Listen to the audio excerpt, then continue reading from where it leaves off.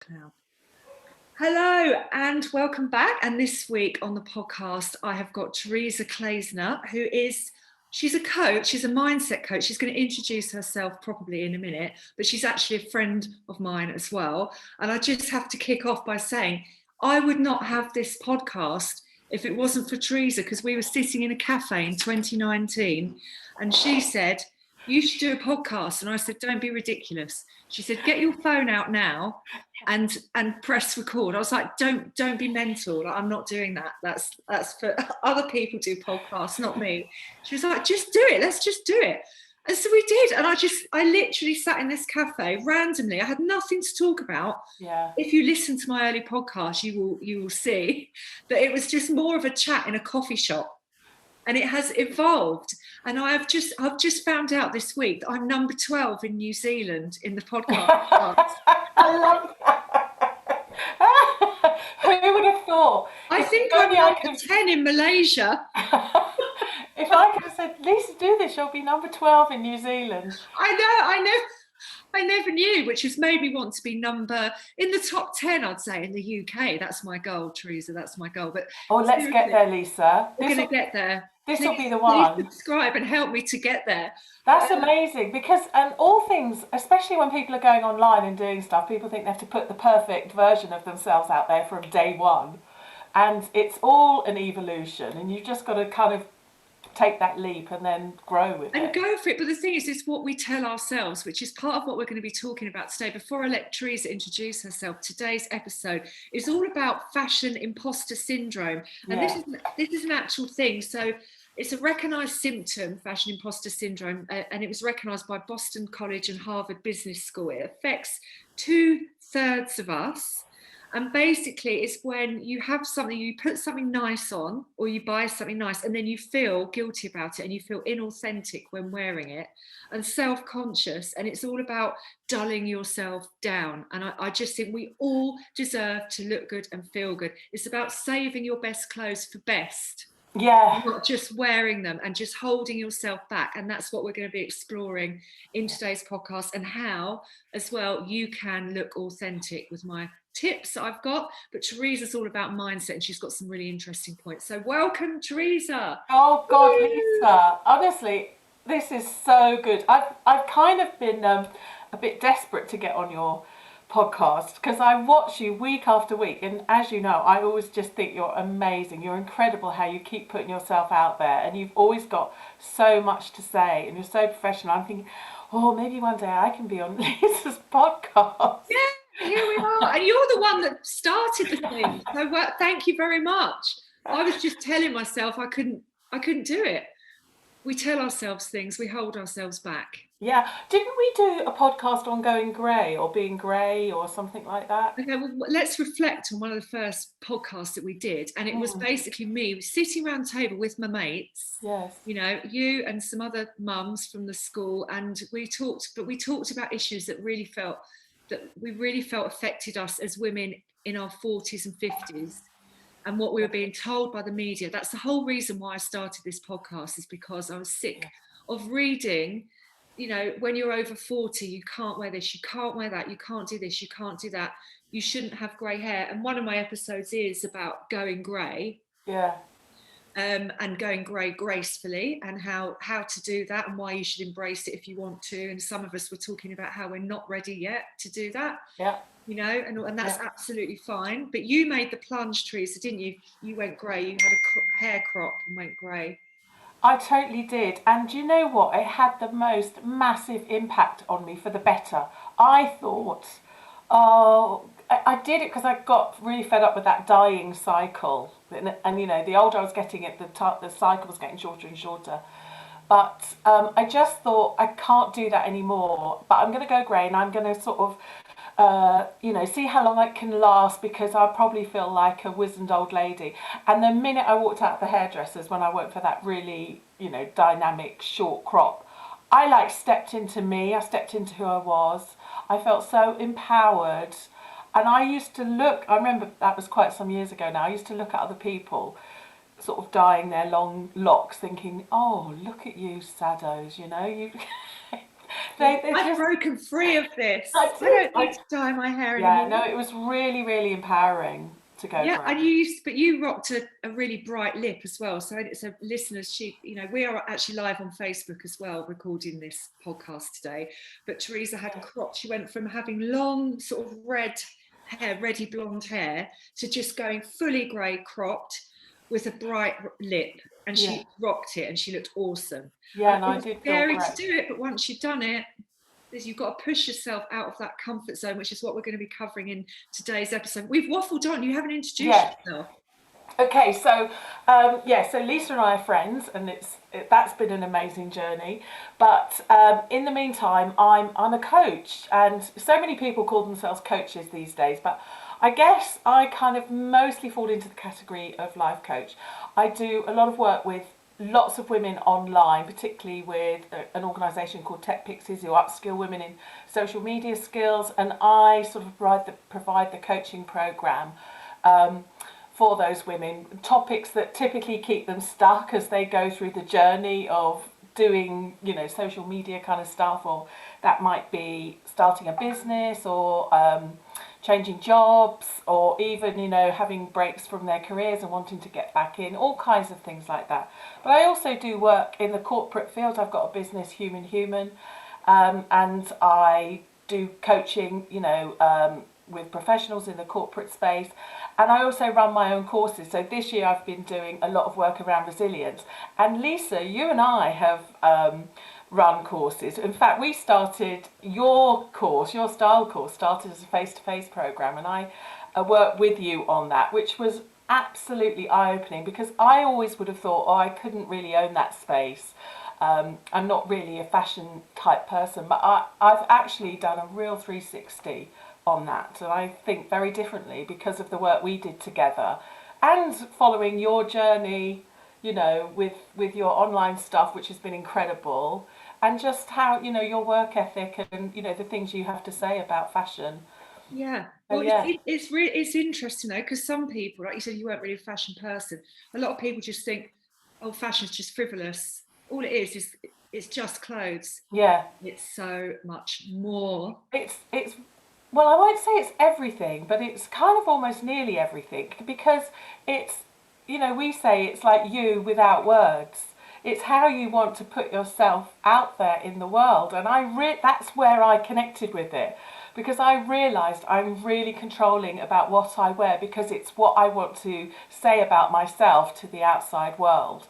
And then it all fell into place, and I thought, oh gosh, yes, this is actually really important. What I'm saying about myself is my outward reflection to everyone else. And I was amazed on the face-to-face courses that we did, how so many women felt that they couldn't be themselves, they couldn't be authentic, they felt they had to dress to kind of like a rule book. And that really hit me. I thought, God, I can't believe that, women are so sort of controlled by what they feel they can wear, or what they almost allow themselves to wear. What they Yeah. should wear. Yeah. It's Yeah, all I about was really should. blown away with that. Yeah. Yeah, absolutely. It's really interesting, isn't it? And you've noticed that sort of women put themselves down, sort of women that are coming out of being a mum for years and years, and then they want to get back into the world of work, which is why they do Tech Pixies upskill in social skills, where you work, Teresa. And basically, they just tell themselves that they can't do it and they're not worthy, and all these things. It's this lack of confidence. But one of the ways that you can feel really confident is by looking the part and feeling the part, but really being authentically you, Yeah. Do you grinding know down. what, Lisa? It's always the answer to be authentically you. I mean, in the coaching world, and all the conversations I have with women, it's all about owning who you are, knowing what your passions are, knowing what your values are, and standing in your own two shoes and saying, hello, yes, this is me. And when you connect with that, you can literally scream from the rooftops and be proud of who you are. And that's what propels you forward. And that works with your clothes too. It's owning who you are, and that kind of means for fashion, doesn't it? Wearing, what you feel you're most comfortable with, and is a true reflection of your own sort of persona, I guess. yeah, also the image that you want to project to others, isn't it? But others pick up on that confidence as well. It's like subliminal Yeah. messaging, isn't it, that's coming at you. You know, the way that we read other people is so instant and so quick, isn't it? It's Yeah. just sort of coming at us really, really fast. So this sort Yeah, of, I mean, I was going to say there's something called the enclosed cognition, which backs up all of that, oh all yeah, of tell what. me about that. Yeah, well, we did this Well, on my it, course, didn't we? we talked about it. It's like our clothes have a symbolic meaning for us, and you know, um, what we wear is exactly what you're saying. Influences how we feel, and how we feel is how then others perceive us going out into the world. So I think the scientific world, work around that has been done around kind of uniforms. I think that like sort of schoolgirls in Kenya do better when they wear a school uniform because they're feeling great in what they're wearing. If you wear, structured clothing, like typically what we might have used to have worn in office scenarios, this is pre-COVID day, obviously, you kind of, that the structured clothing gave you a more sense of sort of confidence, whereas sort of relaxed clothing kind of makes you feel more creative and friendly and approachable. I think we're more in that sort of zone at the moment, aren't we? Yeah. But yeah, what we wear really affects how we feel about ourselves and consequently then how we behave.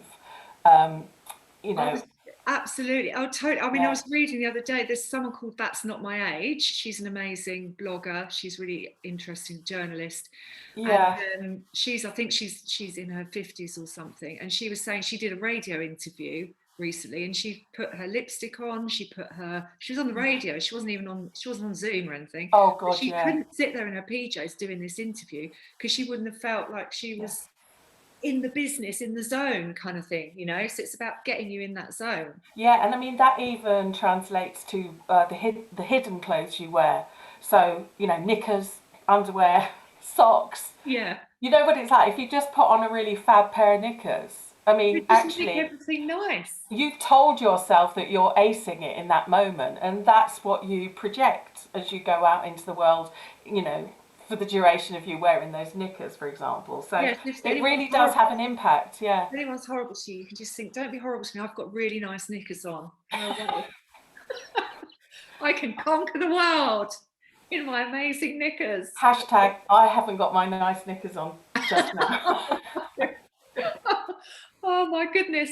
Yeah, so that's all that sort of I was going to talk as well about we all have to be practical, obviously. Like we can't be going to Sainsbury's and all of that, especially in COVID, in like dressed up in heels and ridiculous things like that. But it's made Yeah. everyone sit around in their jogging bottoms, hasn't it? And people often feel overdressed. And we talked about that thing about dressing yourself sort of down. It's like basically just dulling yourself down. I'm on a mission to get people to break out of that and to Well, change, you know, and just I do dress up Saturday. So every Saturday I'll put I on dress up. noticed.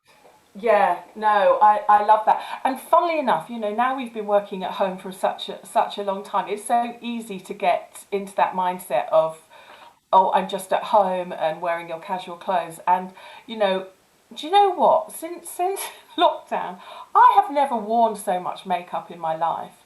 And I think that's because I'm sitting in front of a screen, and maybe I'm just noticing my face more than I ever have done. But now I kind of regularly look. I've got full eye look, Oh, full eye makeup. that looks really nice. And do you know what? It matches your wallpaper. Yeah, yeah. Well, that's Teresa's really coordinated. She's got some wallpaper with fish on it, which is really cool wallpaper with like flowers and fish, which is green and pink. And she's wearing a green jumper with pink eyeshadow. It's like all completely coordinated. well. The wallpaper is actually the same as what we're saying about clothes because I just in lockdown I was in this room a lot and I thought, God, this room I was up to my ears in boxes and I thought I need to be in an environment that lifts me up and that I feel really, that I love. Actually, I wanted to be in a space that I loved. So the wallpaper is that. Because it's behind me, but obviously I can see it on the screen in front of me, and I just every time I look at it, I think I bloody love that. And that's all I want for my life is actually to think I bloody love this what I'm doing. So the wallpaper has that effect on me, and it's the same as we're saying about clothes. And I think why I'm wearing makeup more because I just want to feel, seeing as I'm looking at myself most of the day, I just want to feel great, Yeah, and it well, helps me deliver a better message. it's the downside of this, all this constant zooming, is that your face is just in your face like all the time. I mean, how many times would you normally look in a mirror? Do you know what I mean? It's Yeah. literally like having this mirror up to your face all day. It's quite traumatic. Yeah. That's why I got a ring light. So it just makes a massive difference if anyone's listening and wants a tip for Zoom. You Yeah, have ring your lights. computer raised up so that your computer Yes. camera should be eye level, Yeah. ring light. Yeah. And I've even invested in a Logitech camera which I have on top of my laptop. Yeah, me too. Look, I'm on top here. Yeah, because that makes a difference as well. That just evens out all the skin tone and everything. But I Yeah. just wanted to ask you as well, like going back to the mindset thing, because you are a mindset coach, and I just want to really, so I recently ran a program and I ran a course, and it's called How to Find Your Personal Style, and it's my 5 steps to finding your personal style. And I ran it online, and I had people from Australia, Egypt, and America joining the course, and of course the UK as well. Yeah. So that was amazing because this is the power of Zoom. Obviously, we're all connected now in this digital world. And it was really, really interesting just to have like people sort of, we have such similar insecurities, even though we're all different and we've got all different lives. When it comes down to the real human element of what makes us feel insecure, we're all so similar. So it's things like people won't throw away clothes because they feel guilty because they spent money on them, so they hang on to them because that makes them feel safe, like all this stuff that they keep. Yeah. And I talk about this a lot on the podcast, but it is really, really, I'm not going to go into decluttering today because I have done a lot on my podcast lately about decluttering. Yeah. But it's that sort of feeling of panic, I guess, but why is it that people, do you think, from like a mindset point of view, do people not want to look their best or don't feel able to look after themselves in that way, and to, they Well, I hold think themselves back? I think we're creatures of habit, really, and we've picked up messages from, well, I believe even from probably before we were born, or almost from the families that we grew up in, our ancestors, but also, from the time we were very little, we got the messages even that our parents used to say around us, which gave us our sense of ourselves. And unless we understand later in life that those are the scripts that are running us now, we still behave in exactly the same way that we did when we were little. These sort of limiting beliefs, we call them, come up time and time again in coaching spaces. And some of them are fine. If they work for us, then that's great. We don't need to kind of unpack them and work out what they are. But actually, if they hold us back and are not bringing joy into our lives necessarily, then that's the time to sort of work out, well, what is it I'm telling myself about, in this case, what I need to wear, or in other cases it's what am I asking for the people around me in my family life, in the organisations I work in. Is it that I'm constantly seeking approval? All of that stuff comes right back to the messages you picked up when you were young, your limiting beliefs. And I think that was what was quite poignant in the face-to-face course we did, that there are clearly beliefs around what you can and can't wear. What mothers say to children, and I have a daughter, and I'm so mindful to be careful about how I comment on the kind of clothes she's wearing, so that I don't give her any of my old stuff. I want her to step into who she is and feel confident in what she wears, because I think that is so important, because that's an expression of herself. But the stuff mothers say to their kids about what they wear has a huge impact. So, you can't go out dressed like that. That's too short. You look mutton dressed as lamb, and some of those things, they date now.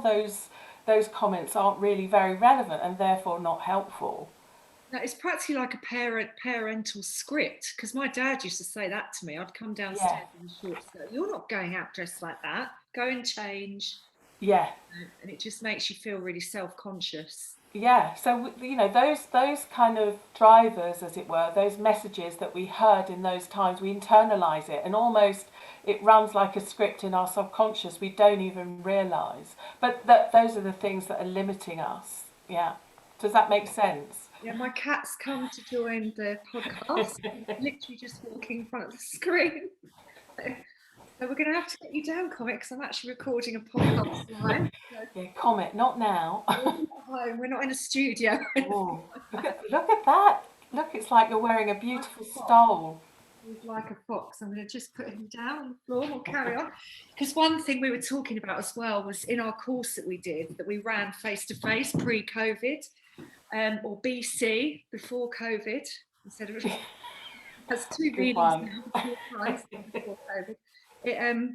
Basically, we were talking about unconscious bias and why it's important to dress well. You know, if you want to get places professionally, it's important to dress well. That's one reason. Yeah. But, you know, it's because people unfortunately judge us. So could you just explain about what? Well, the brain, makes loads of shortcuts, because if it had to go through every single step to process our reactions and feelings when we see something, it would literally explode. So it's designed specifically to shortcut stuff, and it commits these shortcuts to our subconscious and or our unconscious, and therefore they're called unconscious biases. So it's the way we stereotype things and people. We just make shortcuts. Everybody does it. You're not bad for doing it, but sometimes it's not helpful. And I think the unconscious biases you're talking about with regard to fashion, there's one in particular called the halo effect, isn't it? I think it's Yeah. called. And the halo effect is the unconscious bias where we judge somebody by we sort of put our own values onto somebody else. So we get impressed. Say if they're wearing something that we think's great, then we think all of them, all of that person is great. Because if one thing is good, then the rest of it must be good. That's just So making a good impression, isn't it? Like if you put it in simplistic terms, that's making a good impression. That's someone else thinking, yeah, I trust this person. yes, yeah, I'll exactly trust that. Yeah. this person.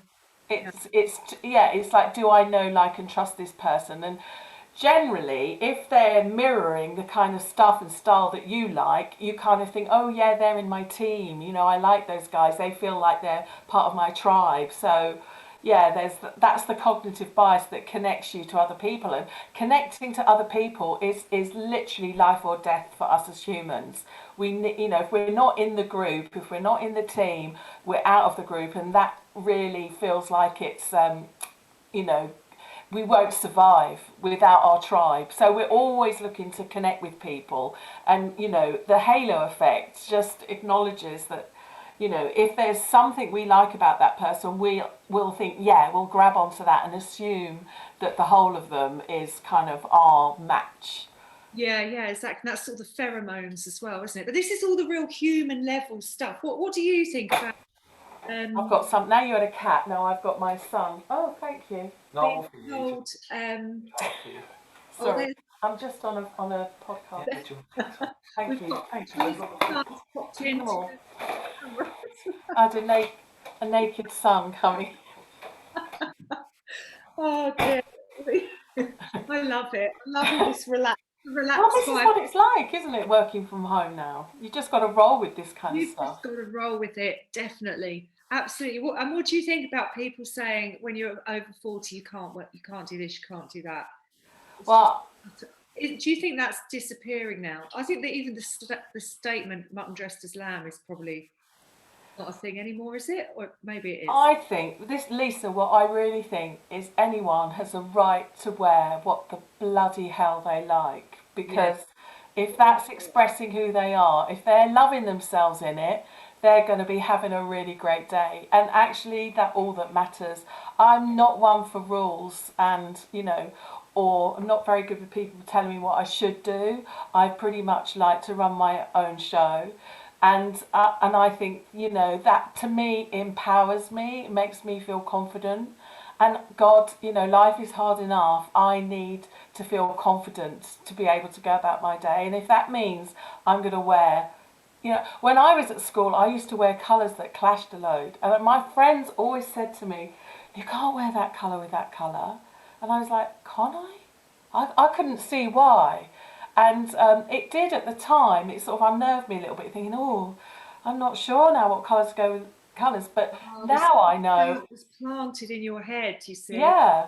But now I think, Jesus, I'll wear what colour I want with whatever colour. There are no rules for Yeah. me. And I really want that for other people too. Yeah, exactly. So it's just like it all comes down to confidence. It all comes down to self-confidence. And the thing is, if you don't keep an eye on it, you'll lose confidence will sort of fall away Yeah. as you get older. Although a lot of people disagree and say the opposite. They say actually, as you get older, you care less. You're just like, right, that's it now. I'm not listening to anyone else. I don't care what anyone else thinks.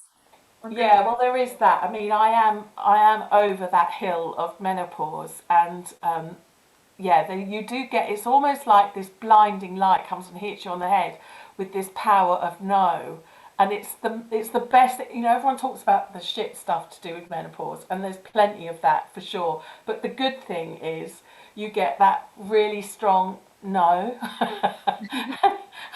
I You feel wish I you had don't it want to do years that. I ago. don't want to do that. I'm not doing that.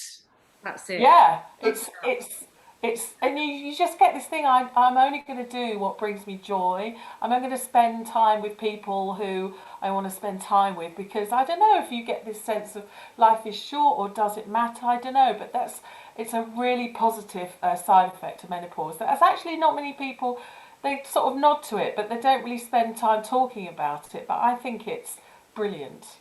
Yeah, I have heard that once you get over the other side, it is you get that real sort of feeling of freedom. I Yeah. just want to talk at this point because it's all positive. We're going to end it on a positive note, but I want to go over. We're not ending quite yet because I want to talk about the power of breaking out of style ruts, not being safe, not just wearing the same old stuff that you've worn for years. You know, have you even looked in your wardrobe lately and have you got stuff in there that's 10 years old that is now out of date, you know, out of fashion? I'm not saying you need to be a fashionista by any stretch of the imagination, but just get a few new things and it peps you up, doesn't it? And helps with the confidence. Yeah, well, I mean, that's an interesting question. Yeah, Lisa, I've always thought, oh Christ, I can't have Lisa come and look in my wardrobe. I do have those things that are 10 years old. But do you know what? I tend to buy, the way I shop is I buy stuff that brings me joy, that lights me up. And generally, if I'm going to buy something, I know I'm going to have it for a long time, because it's probably not, I don't know, whatever. I just think fashion is a cyclical thing. It goes around, it sort of serves the industry as a whole, but not the individual necessarily, because fashion kind of comes and goes. And what might be, you might not, you might have a lovely pink jumper one season and then not be able to wear it the next because it's not fashionable, and that limits you. And I'm not into being limited. So that you might call that a style rut, I don't know. But for me, it's. But you also talk, don't you, about buying really gorgeous pieces that you're going to have for a while, and then you kind of you buy the cheaper stuff, around that. Well, yeah, you can have like one jacket that what basically I've got like one going out outfit practically because I hardly ever go out. You know, obviously not. I forget COVID. I mean, before COVID, going to the pub was quite rare, and that's all the place. I would only go to a restaurant or to the pub. I mean, I don't go to any flash parties or anything. So I had one leather skirt, mini skirt, A-line skirt from Yeah. Whistle, and that is by far the most worn piece in my wardrobe. I've got so much cost per wear. But it's about that's what it's about. Identifying the things that fit your lifestyle and that you're going to be able to wear again and again. So you get good cost per wear, spending a bit more on less, basically, and having But less, not fast fashion or any of that, but mixing it a few cheaper bits in. I was just going to say, because it is funny, seeing as you asked me the question, and like I'm in touch with loads of friends that I even went to school with, and you know, you see them on Facebook, and you kind of, I can see that the clothes that they wore when they were knocking around at sort of 14, 15, 16, they are still the same kind of clothes that they choose now. And I always find that fascinating that somebody has a kind of style that they think or they perceive that suits them, and you know, they opt for those same things time and time again. Because you know, like honestly, I'm 59 now, and some of my mates are still wearing the same type of clothes. And You know what? I just find that fascinating. I think that's really I'm interesting. not 59, I'm 58. I love that. Like, there's nothing wrong with. Do you know what I mean? Because we are so influenced. The most. What's the word when you're at a real pivotal moment in your life? Like when you're really influenced. I reckon it's like when you're kind of 16, Yeah, 17. What's the word? Impressionable, is it? I can't think of the yeah, word. yeah. No, I know what you I mean. I think can't think that of the word either. time in your life stays with you. So if you've got a certain style, like I was quite into grunge, you know, and I still wear Chelsea boots, Dr. Martin Chelsea boots, because I was into Nirvana and all that kind of stuff. That has stayed with me. I would never be Yeah, without a leather jacket, yeah. probably when I'm 60 and older. I don't think it matters as long as you don't look like you're trying to dress like a teenager. Yeah, You well, know, that's interesting, isn't it? Because we were just saying you should be able to wear what you want. So, I mean, is it okay to try to dress like a teenager? I think the word is try there, isn't it? I think it's the sort of girly, sort of really young, sort of more younger things. So there are certain things that I think do need adjustment as you get older. You know, so like pink bows in your hair and things like that, maybe not. But then if you're that sort of person and you can carry it off, Yeah, then you do it. That's yeah, the whole point, yeah. you know, Boobs out and all that kind of thing. boobs out, whatever you want. I think you know you got to go with it if you wanna be that person who sort of you know has push up bras at you know at my age and Do it. showing lots of your skin. I think get fine. I And think if you've got great. good legs, get them out. Mm. But this is about, so just to, you know, what I teach in my online course, which I'm running again in early February next year, Oh wow, great. is that the most important element of style. So you've got the technical side, you've got finding out what colours suit you and your skin. Mm, If you can get your colours done, that's always a really useful thing because it mm, cuts out 75% of the choice mm, in shops. Find your body shape as mhm. well. What is your body shape? What cuts of clothes suit your body shape? Well, I've that's interesting because your body changes over time, doesn't Yeah, it? And your body actually, you does. might need to reassess. Yeah, because basically your middle thickens, you lose your waist definition quite a lot. And obviously, when you Mm, have children as well, your hips move and all of that kind of stuff. mm, So it can change, and you lose that waist definition, I think, as you get older. And a lot of older people end up being more of a rectangle shape, whereas in the past they might have been a pear or a hourglass. But it's just useful to get the tips. I've got a guide, it's on my website, lisagilbystyle.com. You can just go on there and get my free guide, yeah, yeah, my body shape guide, and what suits your body, what sorts of cuts and styles. But the most important thing is your personal style. yeah. So I would describe yours as creative, Teresa, because you've got this bit of edge, you do a pop of colour, bright colours, you know, Mm, sort of faux furs, mm. that kind of thing. So it's not classic, you know, it's not understated. You always look good in real sort of pops of something. Yeah, I just have to have colours around me. It because it literally supports me to have a really great mood. And funnily enough, I'm not actually wearing colour at the moment. But yeah, if I've got something darker on, then I'll generally go bright, bright, bright on the lipstick. But yeah, I just love colours to.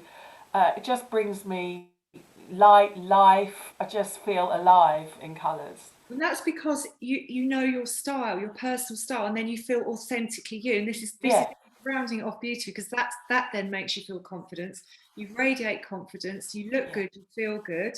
That Mm. makes everything else in life go more smoothly because you feel empowered and capable. You know, so finding your personal style is just the most important thing to discover about yourself. You can do it by throwing together a Pinterest board. Pinterest is really easy. It's not a social media thing. It's literally a search tool. So it's like a visual search tool. Yeah. I use it to decorate my house. I use it for Yeah. my kids' costumes at Halloween, like all sorts of stuff. You just type something in the bar, like, you know, smart casual outfit or whatever, loads of things come up. Pin the things that you're drawn to. start to see what kinds of Yeah, clothes you like. Get a yeah, nice mood board together. It yeah. just starts to bring that clarity. It will make shopping less overwhelming. You'll have more idea of what really works for you, and then you'll feel, joyful. Yeah, I mean, we do the same in coaching, especially at this time of year with vision boards. And, Oh yeah, yeah. yeah, with just like a load of magazines or whatever. But it's really interesting what you're innately drawn to. And you do actually get a sense of the things that you want to cut out and stick on your board. Like, in fact, I've done one here recently. It's only work in progress. But I was like, oh wow, I'm literally, these are the things I can't help myself. I'm always compulsively drawn to. So this is me. It really helps you find who you are and your purpose. And I think, yeah, you can absolutely do that with your clothes as well. And your influences, everything. So Yeah, style is all your influences throughout your life, where you grew up, what music you listened to, who you hung out with, what school you went to. All of this is a jigsaw puzzle that makes up you and who you are, and your style is mm, going to reflect all of these elements. That's why I still absolutely. wear Chelsea boots now, because I was a grunge kid, and Yeah, I love that all still now. I still love that stuff. A dress with a pair of boots, it's that edgy kind of highlight. yeah, I'm going to stick to that because that is me. That makes me feel happy. That makes me feel like me. Not yeah. anything classic, not anything too No, polished. and I've got an image of you telling me that story, of you putting on those boots when you were in your 20s or whatever, stepping out on the streets of London feeling like red hot. And I mean, Yeah. why would you give that up? If you still put on those boots and you still had that feeling when you're stepping out now, I still get that. I still yeah, love Chelsea boots. I was 16 because I was grew up in Essex. Everyone was wearing like high heels and little tight dresses. I was like, oh my god, this is not me. I don't feel right in all this get up. So I just, got my Chelsea boots and some baggy trousers, and I felt like I'd come home. Yes, yeah, this is me, hooray! And then and yeah, then you stop comparing yourself to others and thinking, oh, she looks nice. Why don't I look good in that outfit? Because it's not your personal style. That's why it's so important to find yours. yeah. And I love how you said, I feel like I come home. And that's exactly what we kind of do in coaching terms is, you talk about finding your personal style, and we try, the same in coaching terms would be your sort of authenticness, your passion, your drive, your values, who is it you are. That's what we've all got to get back to, is us, not anyone else, us. And we're all unique, and we've all got our own special ism that Special needs to be sauce out there in the and world. quirks and all Yeah, things. There'll be something in your wardrobe that that just really works for you, and things that people say, oh, that's really you, or you look great in that. Try and hone in on those things and just yeah, more of that. yeah. And then, it's good to experiment, but you get to a point where you get clear on your personal style and everything sort of falls into place. Yeah. Brilliant. Thank you so much for joining me, Teresa. I've loved it, Lise. Thanks so much. This has been one of my personal ambitions. Tick. To come on, and it was you that started the podcast. I'm going to be, next time you come on the podcast, I'm going to be number one in, Yes. never mind number 12 in New Zealand. Where? Number one where? I am number 12 in New Zealand in the charts. Yeah, but what your ambition for the future is number Number one one in the where? UK as well. UK, Yes. Australia, and New Zealand. So please do subscribe and help to get me there.